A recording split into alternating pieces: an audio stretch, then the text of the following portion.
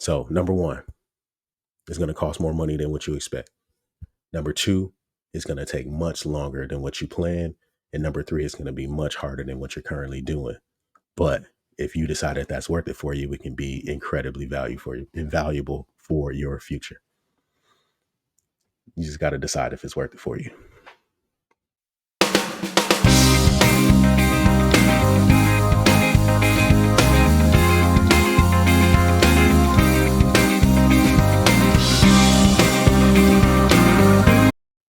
All right, there we go.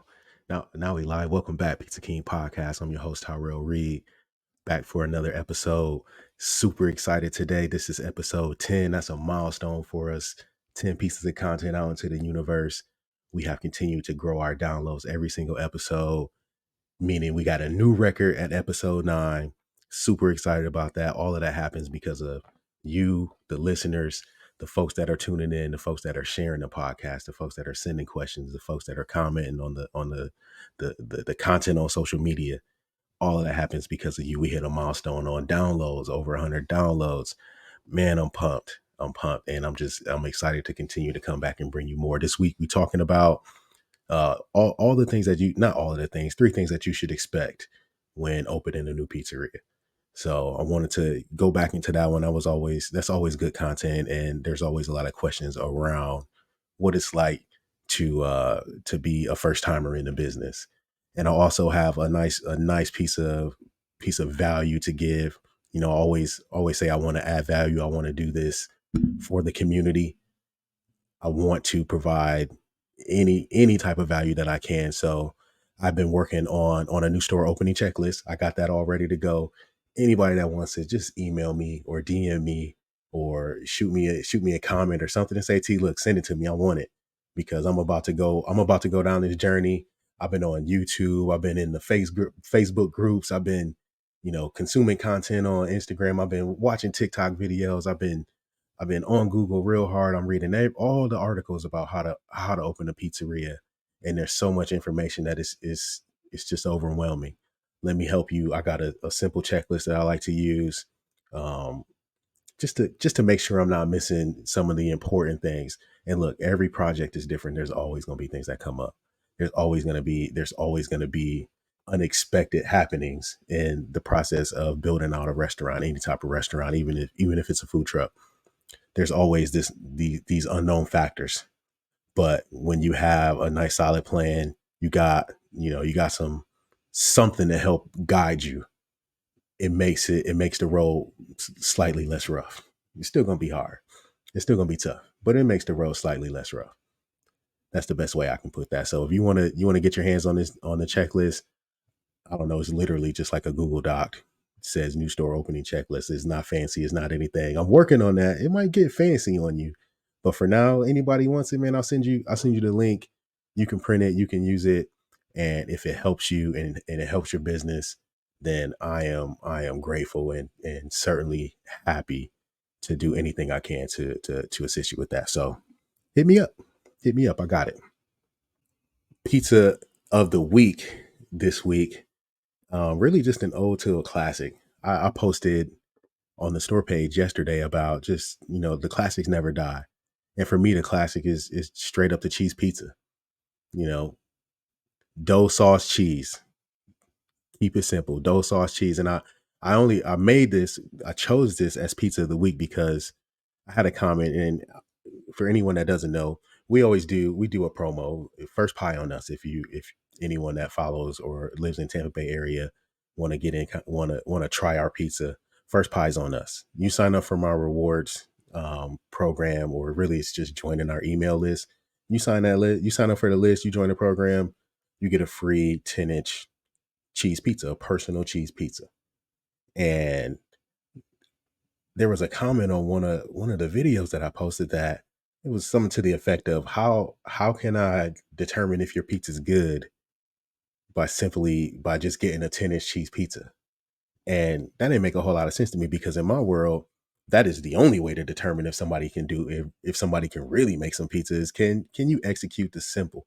Can you execute the basic? Can you execute the core of what we do and what our business is: dough, sauce, and cheese?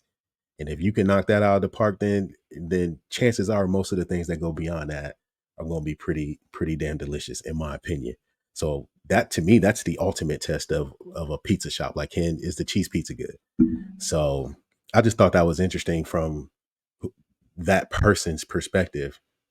Maybe they want more, or maybe they like to have a more broad view or spectrum of the offerings in order to determine, if something is good or not. But what do you think? I think cheese pizza. If the cheese pizza is good, then we can work with that. Cheese pizza sucks. There ain't no need for me to try the pepperoni. That's just how I look at it. So yeah, pizza of the week, cheese pizza, classic. Ode to the classic. Ode to the classic. And speaking of ode to the classic, we were having, like, just like some music night here at the house, and we always like just scrolling YouTube and playing music for the kids, and we always get into these old school, new school battles. And the wife and I took a turn down crunk. And I don't know if you remember the crunk era from Atlanta with Lil Jon and East Side Boys and Yin Yang Twins and Outkast and all these, all these, not Outkast, but all of these cats from like the South. That was a good ass time of music. So it was like we heard a song, and I'm like, man, I'm gonna use that song on a on a video. And the video I used was just the cheese pizza, and it was, in the caption said, the classics never die. Classics don't go away. And the cheese pizza is a classic. Some of that music from that era is also classic, and I hope it never goes away. And if I can do anything to bring it back, I'm bringing Crump back. Let's bring Crump back. Shit. But that's my 2 cents on pizza of the week. Also had a lady that complained about the size of the 10-inch cheese pizza, but I'm not even gonna go there. I might have time another day on the internet, but on Instagram. But for now, we'll just let that one go. But what to expect when you're opening your first pizzeria? Outside of the norm, when I did the Google search, how to open a pizzeria, and I think there's some good information out there, but on the surface, it's all very general, and none of it gives you the real what to expect. It's kind of like where did I? It's very generic. Choose your style, create a business plan, decide on a location, start a bank account with a DBA and an EIN number, design your brand. And it's got everything, just listed out, or excuse me, segmented out as if all these things just happen in perfect order and on time, or whatever. And I'm just here to tell you that some of these things happen throughout the entire process. Some of these things happen step by step, as in normal projects, and some of these things never happen, depending on what they are. So when it comes to what to expect, and I got 3 things on the list. I wanted to just paint this picture, like, when you're doing this for the first time, it's a lesson. It's like college. It's like an experience and a learning experience, because a lot of the things in the process are going to happen to you for the first time as well, unless you've been open in other restaurants. But if this is your first pizzeria, a lot of what's about to happen to you is going to be new, and it's going to be it has the potential to become a major hindrance or a setback if you're not prepared for it. The first one is that it's going to cost you more than you think. And that's the reality. If you had a plan and you thought you were going to do this for 150,000, I'm here to tell you it's going to cost you more than that. If your plan was to build it for 250,000, it's probably going to cost you more than that. And not saying that you can't build a pizzeria for under 250 or under 150. You most certainly can. You most certainly can. You can build a pizzeria for 40,000, 50,000.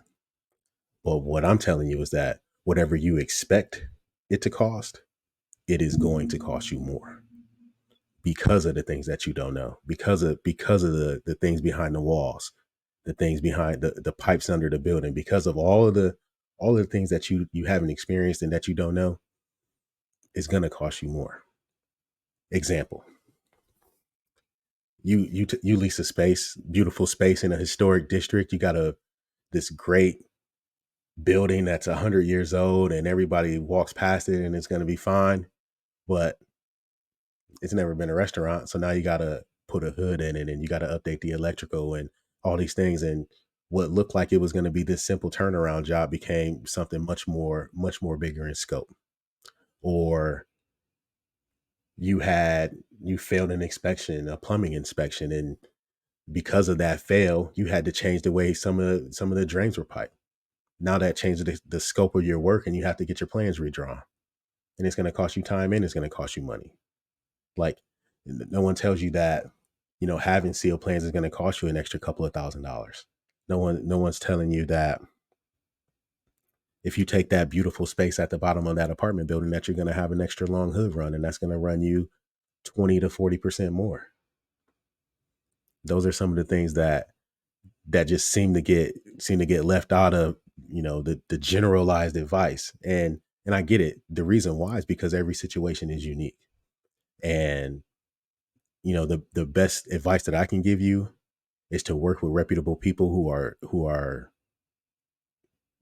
experienced locally, because a lot of what happens in the process, and especially in the construction process, right? A lot of what happens in the construction process is controlled heavily by local guidelines. So it's to your benefit to work with people who have done things locally and understand how things work. Like, a relationship with a front desk person in a permitting office could be the difference between a 1 week wait or a 5 week wait on having changes approved. And weeks cost time. Weeks cost thousands in the construction process, because sometimes things can't start until something else finishes.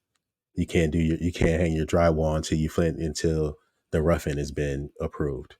You know what I mean? So, like, you need to understand that these things are gonna there's so much unknown, and there's so much unexpected, and there's so much local nuance that it's generally gonna cost you more than what you were expecting. The second one is that it's gonna take you longer than you plan.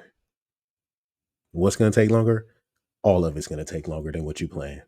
It's gonna take you longer to find the right space. It's gonna take you longer to find the right people. It's gonna take you longer to make money. It's gonna take you longer to build it.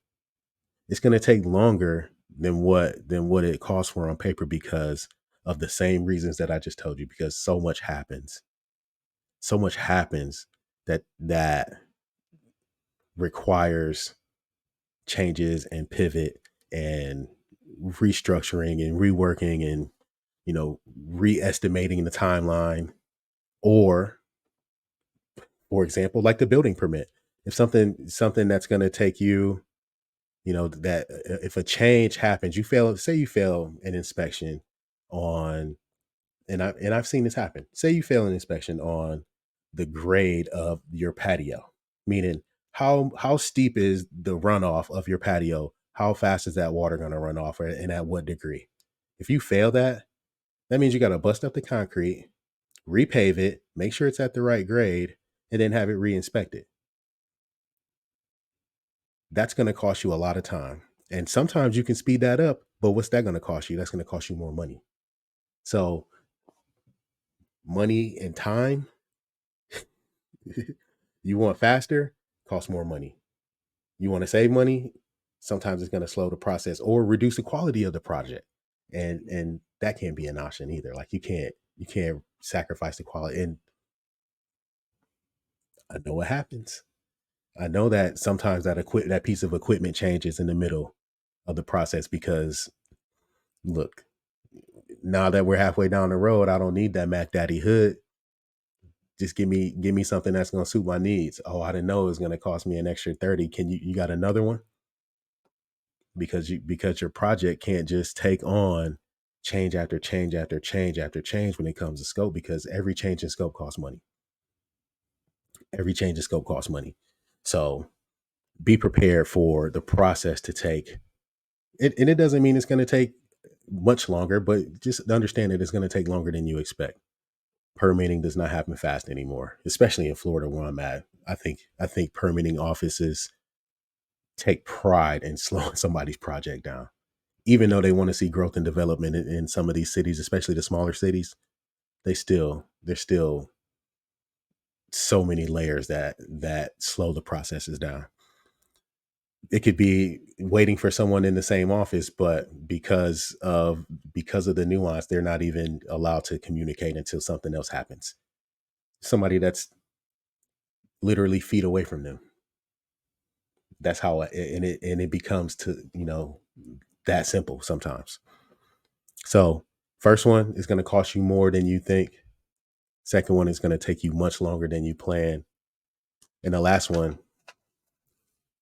as I flip my notepad, is that it's going to be a whole lot more work than the job that you left to come do this. And that's also, the hard part to swallow is that you left one job so that you can come do 10 jobs when you're starting out. And that's okay, because the reward at the end of it is should far exceed what you were working on or doing before that, right? Meaning you get, if you do it the right way, you have put in whatever work and time required to buy yourself the freedom, whether it's like my boy Jay says, time freedom, financial freedom, you know, peace of mind, legacy, all the things that drive us to get into business, or to go into business for ourselves, or to become entrepreneurs. You've seen my children on here. I love my kids. They love what we do. It makes me ecstatic to know that my kids love this and could see themselves walking in my footsteps and doing the same thing. However, that doesn't take away from the work that it took to get to this point. You're gonna leave. A lot of folks are gonna leave jobs where they're making a lot more money and doing a lot less work than they're about to do for the next couple of years in this pizzeria. And I'm serious about a couple of years. But that's okay, because if you've already decided that's worth it for you, and the fruit that's at the end of it is much sweeter, man, roll your sleeves up and go get it. But understand that it's going to be tougher, because there's just so many things to it. I mean, you're going to have, I'm looking at the checklist. The admin list is longer than all of them. And if you're a pizza guy, like I'm a pizza guy, I love making pies. I love being in the kitchen. I love working with my hands. I do not love the admin work. That's the longest list of items on the checklist is the admin. You have to deal with that. There's operational things to deal with. There's marketing. There's HR. There's there's vendor relationships to manage. There's technology that you have to understand. We spent an extra hour, in the store the other night trying to rework our network because we needed to find a spot on the switch so that we can plug in the new Apple Pay terminal. Now it's either learn and understand how to do some of these things or pay somebody to do it, depending on what position you're in. We like doing things. We figure stuff out. But that means that you're doing more than what you were expecting. And that happens a lot. That happens a lot, especially if you don't have people. So that's the third one. This is going to be much harder than what you're probably currently doing.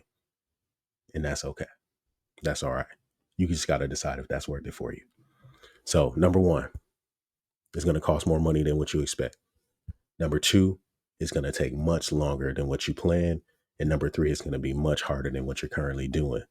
But if you decide that that's worth it for you, it can be incredibly invaluable for your future. You just got to decide if it's worth it for you. I'll finish with my team building tip. And for my leaders out there who are currently running stores and have a team, you got staff in place. The ultimate cheat code in leadership is the calendar. Planning your calendar. If you want to do what it takes to buy more time for yourself, more free time, more family time, you want to take some vacations, you want to really enjoy the fruits of all this labor that you've been putting in for a couple of days, the calendar is your best friend. You need to get yourself into the habit of planning the events of your life through your calendar and communicating that with the people who need to understand and know what you're doing and what you got going on, right? Calendar means nothing if your leadership team doesn't know anything about your calendar. But some of my tips and what I would tell you to start doing first is, hey, plan out the big items. If you look at your at a year and you look, we know that we like to take vacation, around the 4th of July. Let's block those dates out. Or you got dentist appointments and things like that that need to be scheduled, kid functions, things like that. Get all that stuff on a calendar so that you can start to have the necessary conversations. Because one of the challenges in what we do and in the restaurant business is that there's constant change, especially when it comes to people and schedules and things like that, right? People quit, new people come on, things happen, life happens outside of work that we sometimes just things that happen that aren't planned. And, you know, when people aren't there, that doesn't mean that those jobs just stop existing. Someone's got to cover, someone's got to help out. The slack has to be picked up. And the same thing happens in your absence, right? If you're not there, then the processes that you're in charge of need to be handled. So the best way to handle that is to plan for these things. If you know that you need to be off on Mondays, let's plan on what our Sundays and Tuesdays look like. Like, work through really getting your calendar together, because that'll help you organize all of the tasks and the to-dos that are going on in your head.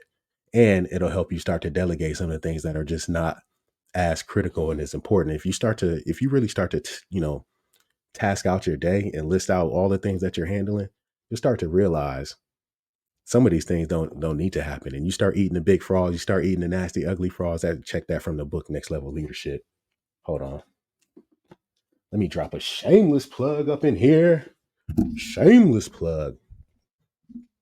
Look, get organized. Look, if you need help understanding, how to improve your productivity, get more organized, set better goals, morning routines, night routines, things like that, jump on Next Level Leadership. Come on now. You can get it on Amazon. You can get it everywhere. But that's not what we're talking about. We're talking about calendar planning. So what I was saying was, if you can start to really organize your thoughts and your tasks and your to-dos, you start to naturally place priority on things, and lower priority things, even though they're not as important for you, can be a very critical part in somebody else's development. Pass some of that stuff off. Use your calendar to help plan your tasks and your days and your weeks and months, but to also help your junior leaders start to understand and organize their own processes and tasks and to-dos, and everybody gets better because of it. So get yourself in your calendar, get that calendar together, and get yourself next level. Don't forget to go get that book. You can get it on tyrellreed.com. And that's all we got today. It's been a pleasure. Look, I love doing this. Always appreciate all of the downloads, all of the love, all the shares. Go leave us a review. Go leave us some feedback. 5-star ratings all over the place. Do all that good stuff. It's your boy Tyrell Reed. Can't wait to get back next week. Pizza King Podcast. We out.